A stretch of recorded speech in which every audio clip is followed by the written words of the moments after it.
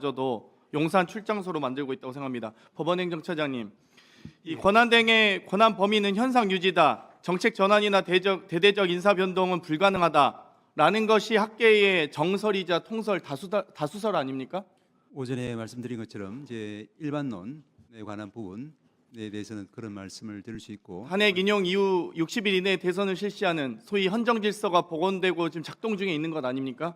그래서 6월 3일 날 대통령 선거가 있는 것이죠. 그렇습니다. 예. 지금 김철수 교수님, 허영 교수님, 정재환 교수님, 한수훈 교수님, 또 이부하 교수님까지 모든 헌법에서도 다 이렇게 주장하고 있습니다. 심지어 한덕수 권한대행 스스로도 대국민 담화문 오전에 보셨습니까, 처장님? 예. 이 헌법기관 임명을 포함한 대통령의 중대한 고유 권한 행사는 자제하라는 것이 우리 헌법과 법률에 담긴 일관된 정신입니다라고 했습니다. 헌재에서도 여러 가지 판단을 했었는데요. 대통령직의 승계가 아니라 대행이 이루어지도록 규정한 것, 또 권한 대행자, 권한 대행이라는 공직이나 지위가 새로이 창설되는 것이라 볼 수 없다. 헌법과 정부조직법에 의해서 결국 고위공직자는 임명되거나 지정되는 것 아니겠습니까? 법률에 따라 당연히 돼야겠죠. 예. 별개의 지위가 아닌 본래의 신분상 지위에 따라서 탄핵소추 의결 정족수가 적용된다. 저는 개인적으로 법학을 공부할 때 국민에게 권한 받지 않은 국민에게 위임받지 않은 권한을 탄핵하거나 개정할 때는 3분의 2라고 배웠고, 대통령이든 국회든 이 위임받은 권한에 대해서 개정하거나 탄핵할 때는 2분의 1이라고 배웠습니다. 그래서 결국 국민이 선출할 수 있는, 국민이 제정할 수 있는 헌법과 선출할 수 있는 대통령만 3분의 2 아니겠습니까? 그걸 또 헌재가 판시한 것이죠, 처장님. 국민의 맞습니까? 중요하다 이런 말씀으로 이해하겠습니다. 김서구 장관 대행님, 네. 지금 장관 대행 맞으시죠? 네. 인천 거치지 않으셨죠? 네. 인사청문회 안 거치잖아요, 네, 차관은. 그렇습니다. 근데 장관직을 대행하고 계시잖아요. 네. 역할이신 거지 신분이 장관이 되신 건 아니잖아요. 네, 맞습니다. 그렇기 때문에 지금 국무위원이세요? 아닙니다. 국무위원을 승계받지는 못하죠. 네네. 그리고 국무회의에 의결권 행사하셨습니까? 없습니다. 없습니다. 왜냐하면 국무위원이 아니기 때문입니다. 장관도 아니고 인청을 거치지 않았기 때문에. 그러니까 인사권은 대통령에게 있다 할지라도 차관으로서 인사권을 행사한 것이지 장관을 승계하거나 국무위원을 승계한 건 아니죠. 역할이 장관 대행입니다. 그렇지 않습니까? 네. 헌재 사무처장님, 예. 그 헌재 헌법재판소법에 이 법 있는 거 아십니까? 재판소법에 지금 예. 규정. 후보자를 지원하거나 후보자를 지휘하거나 이 당선을 위해서 노력한 고문 또는 자문을 하신 분은 헌법재판관이 될 수 없습니다. 3년 이내. 맞습니까? 예. 법률에 그렇게 규정. 지금 여기 윤석열 캠프 법률팀 이완규 현 법제처장의 여러 활동 기사들이 아주 적나라합니다. 윤곽 드러나는 윤석열 캠프 사람들은 누구?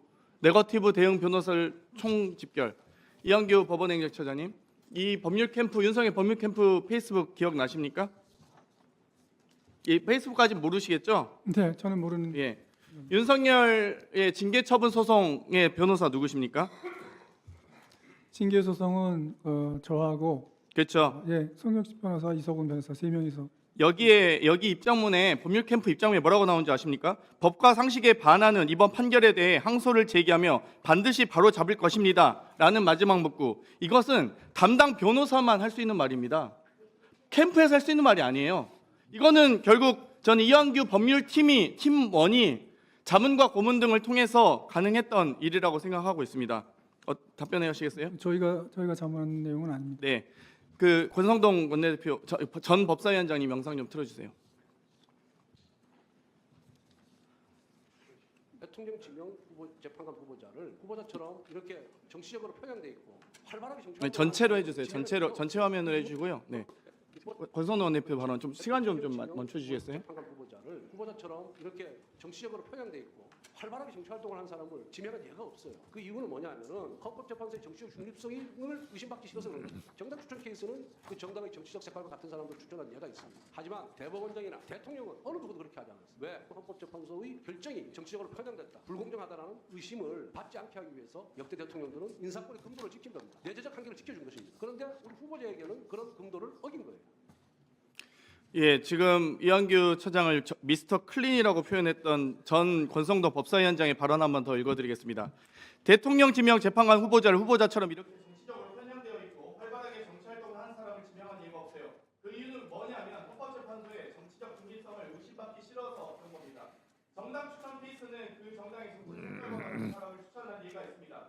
하지만 대법원장이나 대통령은 그 누구도 그렇게 하지 않았어요. 왜? 헌법재판소의 결정이 정치적으로 편향됐다, 불공정하다라는 의심을 받지 않게 하기 위해서 역대 대통령들은 인사권의 금도를 지킨 겁니다. 내재적 한계를 지켜준 것입니다. 그런데도 후보자에게 그런 금도를 어긴 거예요 라고 과거 권성동 전 법사위원장이 법제처장에게, 이완규 법제처장에게 이야기하고 있는 것입니다. 그렇기 때문에 대통령의 임명 권한을 행사하시면 안 되죠. 이미 대통령이 탄핵돼서 민주적 정당성도 없고 정권의 정통성도 잃은 대통령의 권한도 없는데 무슨 권한으로 한덕수 총리가 대행으로서 승계받지도 않은 대통령의 권한을 행사합니까? 이완규 법제처장은 이 권성동 전 법사위원장의 발언에 대해서 해명해 보십시오.